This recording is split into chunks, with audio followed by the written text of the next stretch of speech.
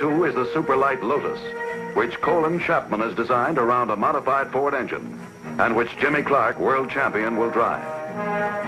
Some say this English Lotus is the future of 500 racing. Well, the Lotus here, the green Lotus, really came to Indianapolis in 1964 with Jimmy Clark and Lotus with a factory-backed Ford sponsorship. The car was driven by Jimmy Clark to the pole position in 1964. Mr. James Clark, Jr. of Scotland, has blended a new track record on lap number 2, 159.377. They set on the pole with the fastest qualified, Jimmy did. The front row is set. Clark, Marshman, Ward. The pace car pulls off the track into the pits, and the race is on. Clark shifts into high gear and jumps into the lead. Parnelli Jones inside second row charges right after him.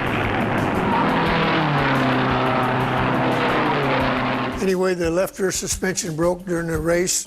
They were using Dunlop tires versus the Firestone tires that they had used the year previous.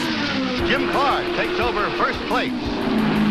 Clark has a 6-second lead over Jones and Foyt. And unfortunately, the left rear tire threw a tread.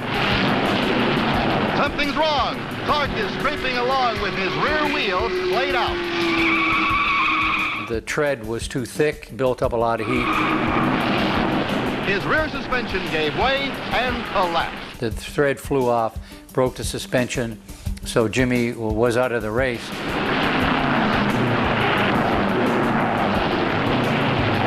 So after the race was over, they asked me to drive the car Ford because I was pretty much contracted with Ford as well. And they asked me to drive it in Milwaukee, in which I did. And I went up and set a new track record and won the race with it. I drove another Lotus just like it. It was a Dan Gurney car. Jimmy Clark wanted his, and I went over and won the race with it. And so after that race was over, Ford turned around and gave me this car. And we painted it a different color and took it there. And of course, Jimmy Clark won in a new car in 1965, and I fortunately finished second with this car by a prayer. Anyway, another story. But after that, I also went and took it back to Milwaukee and won again with it.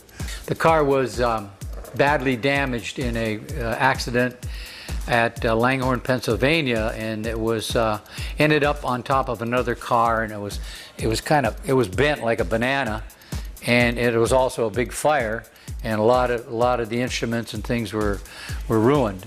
One time when one of the guys, the shop foreman, was cleaning out the shop, he decided that thing had to go, so he put it in the dumpster. And somehow somebody, I don't know who it was, somebody came along and said, "What are you doing putting that in the dumpster?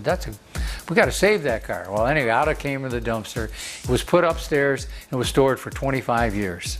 Vell decided that it was time to start restoring some cars. So that was the first car that we did a full-on restoration. Obviously, all the credit has to go to Vell for that, because I guarantee if it was my choice, I would have thrown that thing out 30 years ago, but it shows you what I know. He took me around his museum in Torrance, and then he let me sit in his Jimmy Clark car, which was really special. And then he couldn't get me out of it. I just sat in there forever.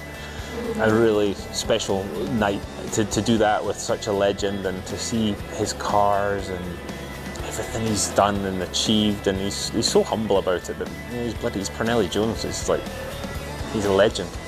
From then on, every time I see him, we have a good chat, and he's the nicest guy. I wouldn't have wanted to race against him, mind you, but he is the nicest guy.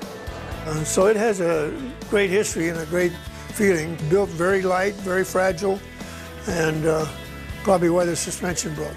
It's a piece of history because it was driven by two of the greatest race drivers in the world, Jimmy Clark and Parnelli Jones.